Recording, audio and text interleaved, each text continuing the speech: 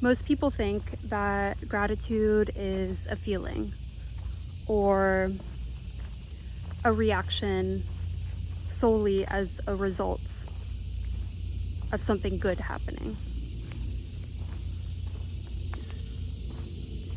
But it's not. And I would love if you might take the next few minutes for me to offer how powerful gratitude really is.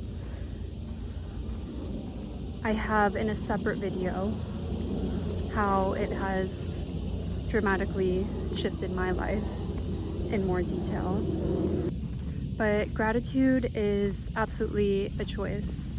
It's not simply a reaction or a feeling. It is a way of being, a way of moving through life, a way of relating to life. Some might think that consistently practicing gratitude is toxic positivity. I see toxic positivity as completely suppressing or disregarding the shadow or downsides of the situation.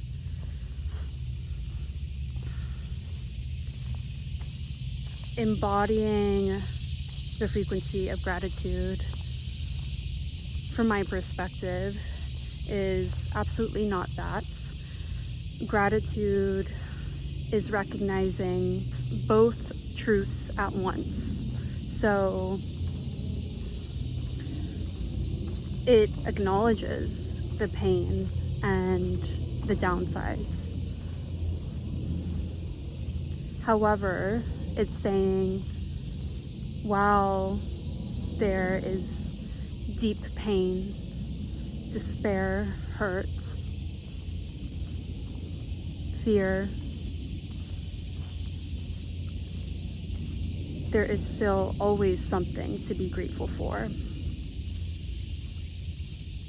And we can focus on the pain, or we can focus on what there is to be grateful for in this situation. I absolutely encourage to still acknowledge, validate, process the hurt in the situation, because disregarding that is not good for anyone's nervous system, and that just builds up over time. That's a topic for another video. If you choose to focus on gratitude, you're just simply allowing space for more life around that pain. Acknowledging, while this pain is happening, I still have blank. I'm still surrounded by love, whether it's family, friends, the kindness you receive from a stranger at the grocery store.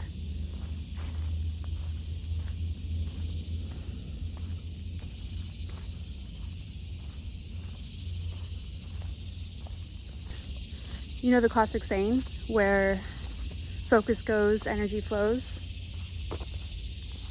Beautiful example. We can continue to focus on the negative, but who is that helping? I'm not saying it's easy to adopt this attitude of gratitude, or whatever you want to call it.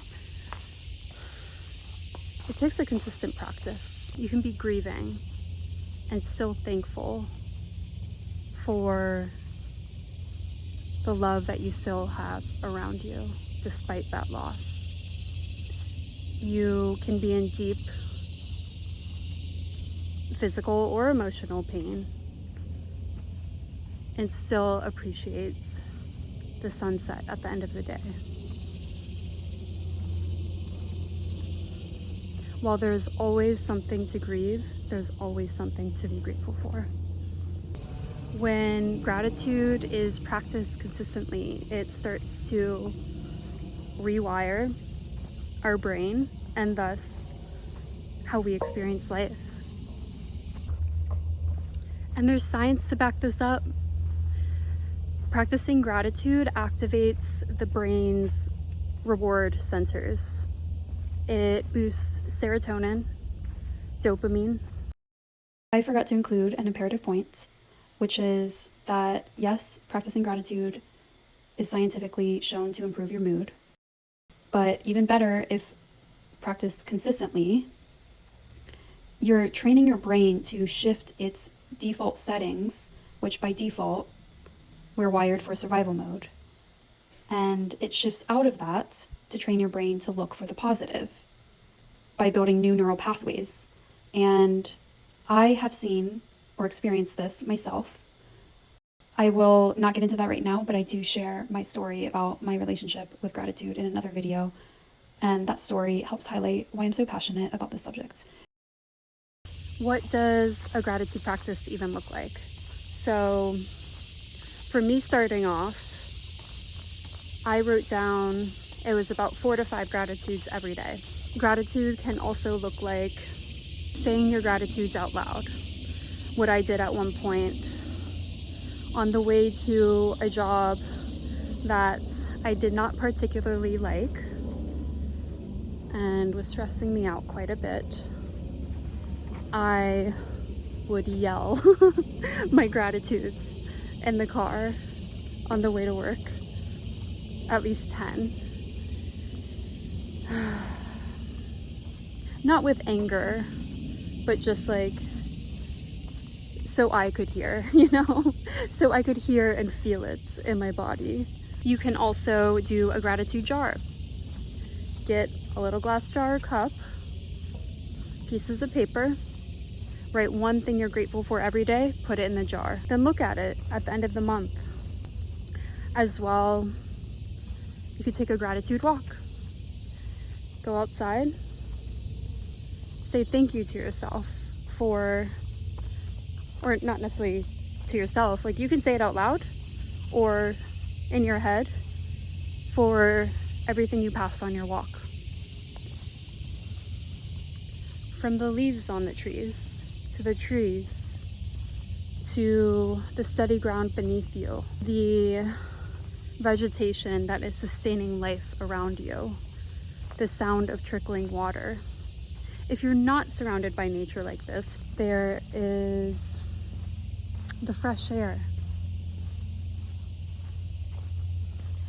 Do you have a safe place to walk?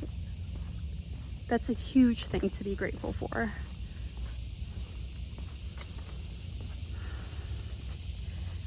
Another practice could be saying thank you to a loved one for their presence in your life.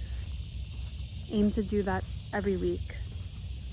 And you may think to yourself, well, I don't have anyone, or I'd run out like within 3 weeks. Say thank you to someone for doing a random act of kindness for you, such as holding the door open on your way to school.